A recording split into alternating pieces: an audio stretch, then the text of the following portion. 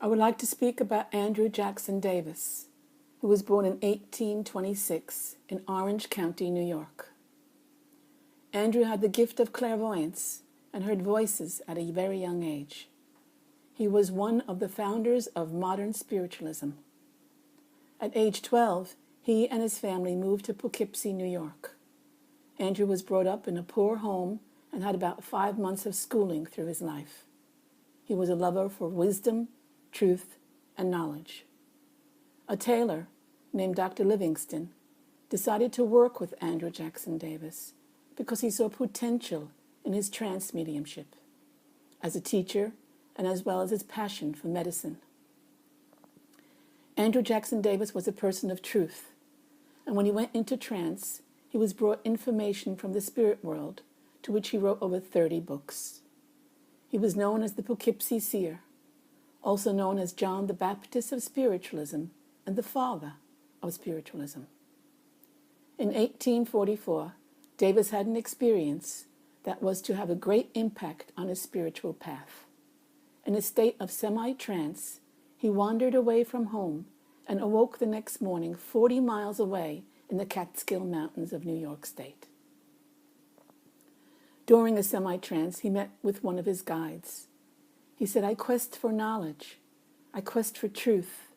And as he was looking at one of the guides, glowing, he picked up a cane, and the cane was pushed by a spring and broke into 3 pieces. Through the center of the cane was a beautiful rod that had the appearance of polished silver. Each section symbolized body, mind, and soul. Each section kept intact when they separated, and his guide took the pieces, which were diamond-shaped, and said to Andrew Jackson Davis, "These blocks have all the disease known to mankind." And as he handed it to Andrew Jackson Davis, he unfolded them and read them. Some diseases Andrew Jackson Davis did not even know about, and the more he unfolded them, his guide said to him, "These are the curative treatments for each disease. As we use this information, use it to keep those who come to you. Use it in the exact quality and the exact quantity you will hear." As Andrew Jackson Davis read them, he handed them back to his guide, and his guide joined them once again with the 3 pieces of the cane, and the cane went immediately back together. The joy and knowledge of this information flooded Andrew Jackson Davis, and he looked at his spirit guide and felt another presence stand behind him, and he sensed there was yet another being there. The being said, "I will tell you more of the significance of the cane. This cane signifies the whole being, the whole race, the morals, the ethics, the true spirit as seen in the rod running through. The great truth and the great spirit that renovates each and every one of us, and as the rod, the connection that each of us feels. The disease signified by each little diamond signifies obstructions that will come through to our exterior life, but shall not affect the inner, except to make you enhance, to search for love and truth, because the inner being of us cannot be touched. It is the spirit of who we are joined together, and that spirit stepped away, and the cane was handed to Andrew Jackson Davis. Without a word being spoken, he sensed that it was time to get up and leave the area he was in. He took the cane with him, and he stood being so thankful and grateful for these words that he could take and speak to others to help out our world. As he took this cane, he began to come into the physical self after his meditation, and while walking home, he had to climb a high fence. He tried to jump the fence while holding the cane and ripped his coat, and he got very angry with himself. His anger surprised him, that he could be angry because of the coat getting ripped. he finally found out he could not manage to get over the fence and hold the cane at the same time. He asked Spirit to hold the cane, and as he got over the fence, he felt better. He then asked Spirit for the cane, and they spoke. Make sure that you keep yourself in line. Do not be swayed by anger. Do not be elated by joy. Do not be depressed. Keep thyself centered, knowing that this is what we will pull you through. Andrew Jackson Davis thought how wonderful to hear and also share that information. And Andrew asked, is the cane, is the magic staff gone? He stood there for a moment, and then there was a lighted banner in the sky that was written, Behold, here is thy magic staff. Under all circumstances, keep an even mind. Take it, try it, walk with it, talk with it, lean on it, and believe in it forever. And then Andrew Jackson Davis said about his magic staff, that must be the longest sentence, and under all circumstances, keep an even mind. The banner showed up in the sky again, the word yes. And Andrew Jackson Davis went home. And when he awoke, he said to himself, who was with me? He claimed to have identified them as the ancient Greek philosopher and physician Galen and the Swedish seer Emanuel Swedenborg, and experienced a state of mental illumination.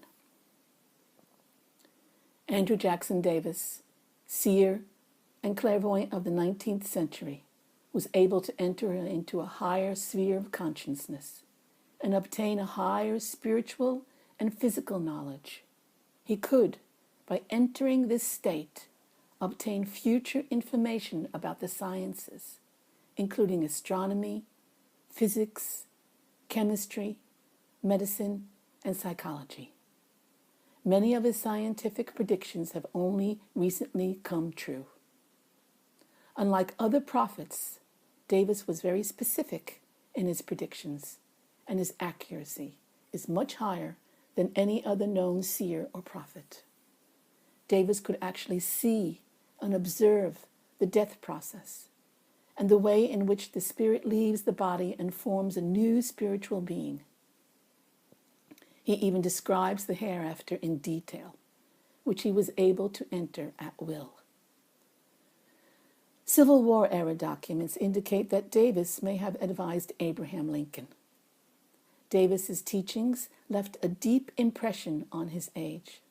The Great Harmonian passed through 40 editions. His autobiography, The Magic Staff, extended only to the year 1857, but was later supplemented with a sequel, Beyond the Valley, in 1885. In 1860, he started the Herald of Progress, a weekly that absorbed the spiritual telegraph. In the later years of his life, he had a small bookshop in Boston, Massachusetts. There he sold books, and having earned a degree in natural medicine, prescribed herbal remedies for his patients. Davis died January 13th, 1910.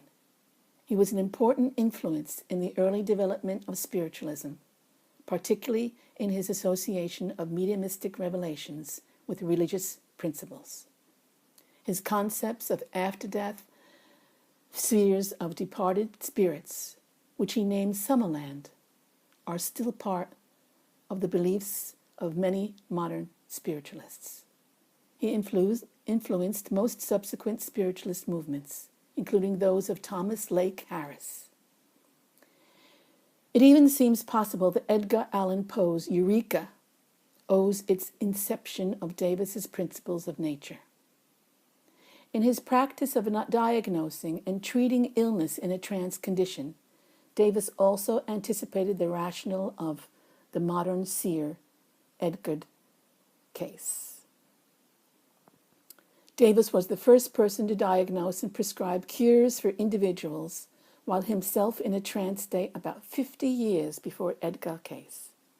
He also described in detail what happens to the soul at death and explained spiritualism and other metaphysical phenomena. His scope of knowledge extended to education, health, psychology, philosophy, and government. In 1846, for 15 months, he dedicated a book based on these revelations. This book, Principles of Nature, was published in 1847. He was 21 years old at the time. His spiritual writings included topics such as the 7 planes of existence, mental and physical health, astronomy, physics, chemistry, everything, and many, many, many others. In his writing about the human body and health, Davis described how the human body was transparent to him in his trance state. Each organ of the body stood out clearly with a special luminosity of its own, which greatly diminished in cases of disease. In 1844, Davis was suddenly overcome by some power which transported him to the Catskill Mountains in his semi-trance. And he claims to have then Emanuel Swedenborg and Galen with him. His writings open up an entire new world, and they speak to your innermost being. He claimed that his purpose was to help people advance spiritually, and his writings helped to do so. He predicted the existence of the planets Neptune and Pluto before their actual discovery. He wrote about the theory of evolution a decade before Darwin published On the Origin of Species, and discovered many other scientific laws before their discovery. It is thought that Davis met and advised Abraham Lincoln, as we have mentioned before, in the White House to meet with Lincoln, and Lincoln visited him in New York. In his later years, he received a medical degree, and as I have spoken, he retired in Boston. He died in 1910.